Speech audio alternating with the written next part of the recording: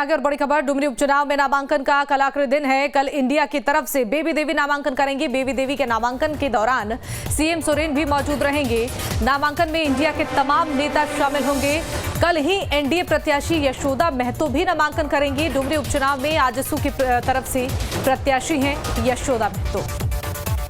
तो कल नामांकन का आखिरी दिन है और कल बेबी देवी भी नामांकन करेंगी। नामांकन में इंडिया के तमाम नेता शामिल होंगे। खुद मुख्यमंत्री हेमंत सोरेन भी शामिल होंगे। तो वहीं एनडीए प्रत्याशी यशोदा महतो भी कल नामांकन करेंगे। डुमरी उपचुनाव में आजसू की तरफ से प्रत्याशी हैं यशोदा महतो और डुमरी उपचुनाव में नामांकन का कल आखिरी दिन है और कल ही नामांकन करेंगी बेबी देवी।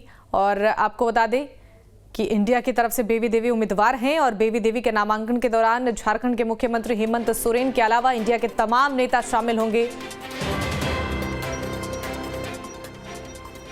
तो डुमरी का समीकरण भी आपको ग्राफिक्स के जरिए बता रहे हैं और कड़ी टक्कर देखने को मिल रही है चुनाव में। उपचुनाव में आजसू की तरफ से यशोदा महतो को प्रत्याशी बनाया गया है तो इंडिया की तरफ से बेबी देवी प्रत्याशी हैं और दोनों महिलाओं के बीच ये कड़ी टक्कर देखने को मिलेगी। डुमरी उपचुनाव में दोनों ही पार्टियों की तरफ से महिला उम्मीदवारों के चेहरे को आगे किया गया है और नामांकन के दौरान आपको बता दें कि इंडिया के तमाम नेता शामिल होंगे जब बेबी देवी नामांकन करने के लिए पहुंचेंगी और यशोदा महतो जो कि एनडीए की तरफ से प्रत्याशी हैं वो भी कल ही नामांकन दाखिल करेंगी।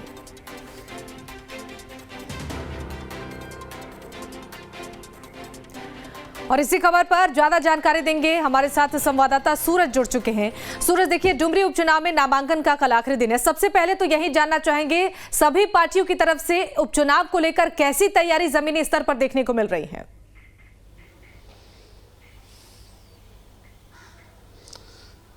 देखिए, सभी पार्टी की तो नहीं कह सकते, लेकिन हाँ दो महत्वपूर्ण जो पार्टी है, चाहे वो एनडीए की बात कर ले चाहे यूपीए की बात कर ले, दोनों की तरफ से तैयारियां पूरी हो गई। अगर एनडीए की बात करें तो कल एनडीए की तरफ से यशोदा देवी जो आजसू की कैंडिडेट है वो कल नॉमिनेशन करेगी। इस नॉमिनेशन में पार्टी के जो सुदेश महतो है, जो पार्टी के जो सुप्रीमो है, वो मौजूद होंगे। इसके अलावा बीजेपी के कई दिग्गज नेता भी कल नॉमिनेशन के दौरान शामिल होंगे। अगर दूसरी तरफ हम बात करें यूपीए घटक दल के जो उम्मीदवार है यानी जेएमएम कोटे से बेबी देवी का भी नॉमिनेशन कल है और कल नॉमिनेशन में मुख्यमंत्री हेमंत सोरेन समेत जो उनके घटक दल के जितने भी पार्टी के जो तमाम जो बड़े नेता है, चाहे कांग्रेस हो चाहे राजद हो या फिर अन्य पार्टी हो, यानी इंडिया अलायंस के तमाम जो दिग्गज नेता है कल डुमरी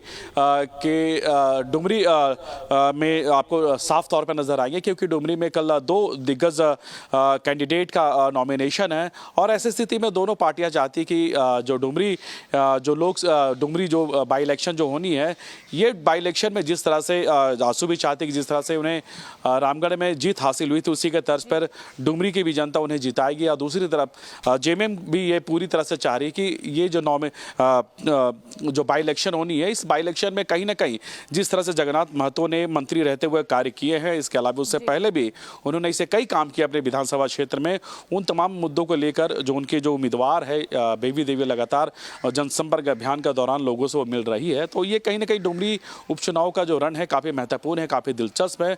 कल दोनों दिग्गज पार्टियों के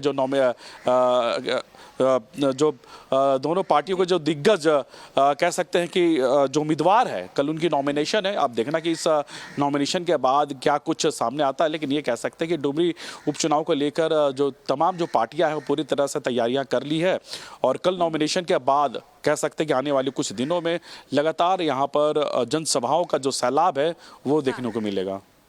बिल्कुल सूरज, देखिए कल इंडिया की तरफ से बेबी देवी नामांकन करेंगी तो वहीं दूसरी तरफ एनडीए की तरफ से प्रत्याशी यशोदा महतो नामांकन करेंगी। दोनों ही पार्टियों की तरफ से महिला प्रत्याशियों को आगे किया गया है, यानी कुल मिलाकर ये कहा जा सकता है कि इस बार कड़ी टक्कर हो सकती है इस उपचुनाव में।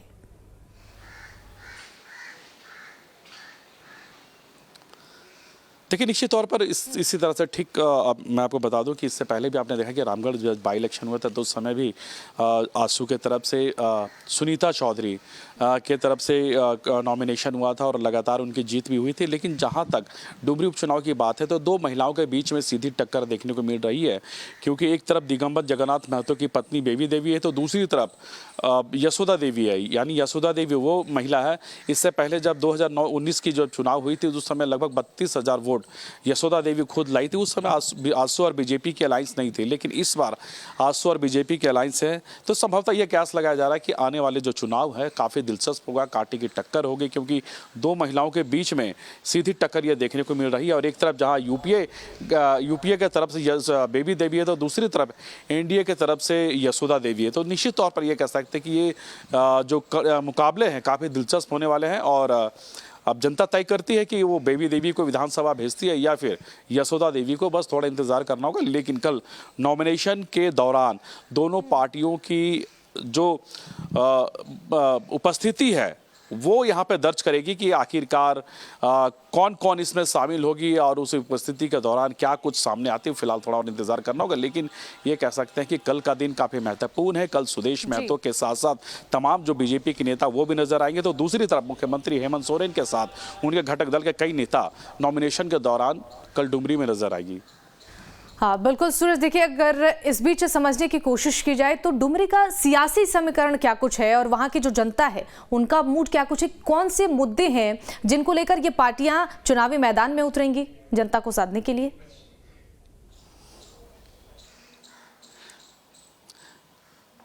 देखिए, इस बार 1932 की हम बात करें, लगातार 1932 को लेकर मुख्यमंत्री ने भी ये राग अपनाया था। आपने देखा कि इससे पहले भी जब मुख्यमंत्री की 3 सभाएं वहाँ पे हुई थी बोकारो और डुमरी के अलग अलग जगह में, उस समय मुख्यमंत्री ने 1932 का बात उन्होंने छेड़ा था। इसके अलावा विकास के मुद्दे हो या फिर नौकरी के, सबसे बड़ी बात है कि देखिए नौकरी को लेकर जिस तरह से मुख्यमंत्री ने लोगों से वादे किए थे, उस वादे को लेकर भी जनता कहीं ना कहीं सवाल जवाब करती है। लेकिन सबसे बड़ी बात है कि इस बार जहाँ तक डुमरी चुनाव की बात है तो कहीं ना कहीं जिस तरह से दिवंगत मंत्री थे जगन्नाथ महतो, अपने कार्यकाल में उन्होंने बहुत अच्छी काम की है अपने क्षेत्र में। तो निश्चित तौर पर एक सिंपैथी वोट को भी लेकर एक अस्वस्थ है झारखंड मुक्ति मोर्चा की। कहीं ना कहीं जिस तरह से जगन्नाथ महतो ने जो काम किए हैं उसका फल वहाँ की जनता कहीं ना कहीं जो उनकी पत्नी है बेबी देवी को देगी। लेकिन दूसरी तरफ 1932 को लेकर लगातार ये बातें उठती है और उठने को लेकर कहीं ना कहीं आजसू भी इन विषयों को लेकर कहीं ना कहीं जनता के बीच जाएगी। और जो सरकार का जो कार्यकाल है उन तमाम चीज़ों को लेकर जो उनकी विफलताएं हैं उनको गिनाने का काम करेगी। तो लगातार इस तरह के माहौल वहाँ पर फिलहाल अभी देखने को मिल रही है। लेकिन ये कह सकते हैं कि ये बाई इलेक्शन है और बाई इलेक्शन में क्या कुछ होना है ये तय करेगी वहाँ की जनता। क्योंकि इससे पहले भी आपने देखा कि रामगढ़ उपचुनाव हुए तो उन चुनाव में भी कई मुद्दे यहाँ पर उठे थे सामने में। अब मुख्यमंत्री खुद कांग्रेस के जो उम्मीदवार है बजरंग महतो के तरफ से उन्होंने कमान संभाली थी। लेकिन बजरंग महतो यानी कांग्रेस की हार हुई थी और एनडीए की जो उम्मीदवार थी उनकी जीत हुई थी, यानी आसू कोटी की जो सुनीता चौधरी थी उसकी जीत हुई थी। तो दूसरी तरफ एनडीए यानी ये 6 महीने के अंदर में ये दूसरी बाई इलेक्शन होनी है डुमरी में। और कहीं ना कहीं डुमरी की जो चुनाव है वो भी काफ़ी दिलचस्प है और कई ऐसे मुद्दे हैं, उन तमाम मुद्दों को लेकर दोनों पार्टी के जो नेता है वो उतरेंगे मैदान पर। बहुत शुक्रिया सूरज तमाम जानकारी के लिए।